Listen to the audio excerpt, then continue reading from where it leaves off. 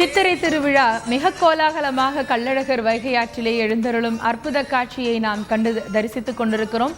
தந்தி தொலைக்காட்சியிலே சின்ன சின்ன குழந்தைகள் எல்லாம் மிக அற்புதமாக அங்கே வந்திருப்பதை பார்க்க முடிகிறது. அவர்களுடைய தந்தையாருடைய தோளில் இருந்து கொண்டு ஒரு தந்தை அந்த பெண் பிள்ளையை தன் தோளுக்கு மேலே தூக்கி அந்த கூட்டத்தை அதோ பார் கள்ளழகர் வருகிறார், அதோ பார் அழகர் வருகிறார், அதோ பார் தங்க குதிரை வருகிறது என்று காட்டக்கூடிய அந்த காட்சியை பார்த்து ரசித்தோம்.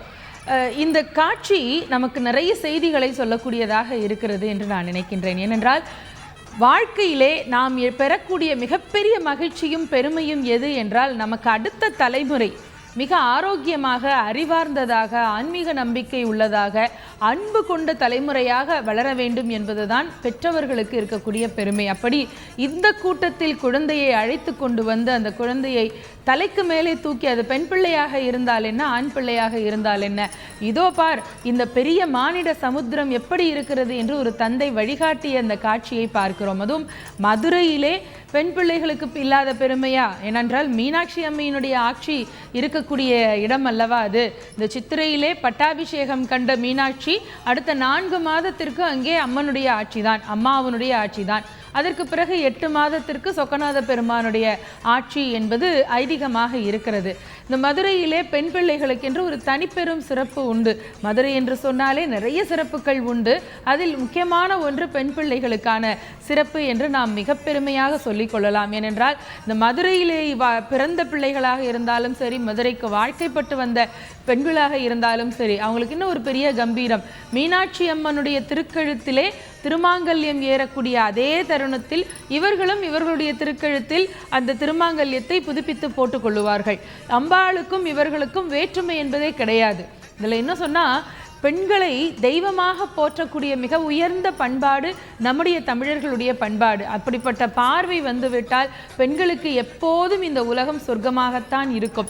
இது எல்லா மாதிரியான நிறைய சமூக உலகியல் தத்துவங்களை நமக்கு உறக்க சொல்லக்கூடியது தான் இது போன்ற திருவிழாக்கள். இந்த மாதிரியான குழுவாக சேர்ந்து மிகப்பெரிய கூட்டத்திற்குள்ளே மனிதர்களை சந்தித்து, நீங்கள் நல்லா இருக்கீங்களா, நாங்கள் நல்லா இருக்கோம் என்று ஒருவருக்கொருவர் மகிழ்ச்சியான வார்த்தைகளை பரிமாறிக்கொண்டு எல்லாரும் எல்லா பெருஞ்செல்வமும் பெற வேண்டும் என்கின்ற உயர்ந்த பண்போடு கூடக்கூடியது தான் இந்த திருவிழா.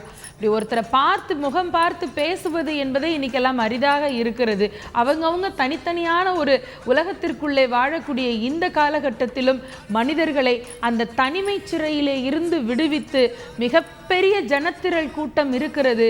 இந்த சமூகம், இந்த உலகம் சிறப்பாக இயங்க வேண்டுமென்றால் மனிதர்கள் ஒருவருக்கொருவர் அன்போடு ஒருங்கிணைந்து வாழ்வதுதான் அதற்கு அடிப்படை காரணம் என்பதை உணர்த்தக்கூடியது தான் இது போன்ற திருவிழாக்கள். பச்சை பட்டுடுத்திய கள்ளழகர் இப்பொழுது வலம் வந்து கொண்டிருக்கின்றார். அவரை மேலே தூக்கியும் எல்லா பக்தர்களும் தரிசிக்கும் வண்ணமாக அந்த தோளுக்கினியான் என்று சொல்லுவார்களே, அந்த பெருமக்கள் எல்லாரும் இந்த தோளிலே வைத்து கொண்டிருக்கக்கூடிய அந்த கம்புக்கு தோளுக்கினியான் என்கின்ற திருநாமம் இருக்கிறது. எவ்வளோ அழகான பெயர் பாருங்கள். அதிலே அந்த பெருமாளை வைத்து கள்ளழகரை வலம் வந்து வர செய்து கொண்டிருக்கிறார்கள். வைகை ஆற்றுக்குள்ளே இன்றைக்கு கடல் நுழைந்து விட்டதோ என்று நினைக்கும் வண்ணமாக அவ்வளவு மனித தலைகள் தான் இருக்கின்றன. கள்ளழகர் மிக கம்பீரமாக வலம் வந்து கொண்டிருக்கிறார். இந்த சித்திரை மாதமா, என்ன வெயில் காலம், இதை பற்றியெல்லாம் கவலையே இல்லை.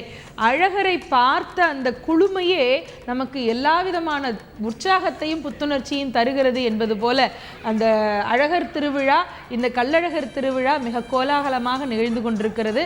பக்தகோடி பெருமக்கள் மிக உற்சாகமாக ஒருவருக்கொருவர் இணைந்து இந்த கொண்டாட்டத்திலே ஈடுபட்டு கொண்டிருப்பதை நாம் பார்க்க முடிகின்றது. சின்ன பிள்ளைகள் எல்லாம் பாடல்களுக்கு நடனமாடி தங்களை மறந்து நடனம் ஆடக்கூடிய காட்சி. வைகையிலே இன்றைய தினம் மிக நன்றபடியாக தண்ணீரும் வந்து சேர்ந்திருக்கிறது. அணையிலே இருந்து திறந்து விடப்பட்ட தண்ணீர் இந்த முறை வைகை ஆற்றிற்கும் வந்து சேர்ந்திருக்கிறது என்பது கூடுதலான ஒரு பெரிய மகிழ்ச்சி. செய்திகளை உடனுக்குடன் தெரிந்து கொள்ள உடனே சப்ஸ்கிரைப் பண்ணுங்க.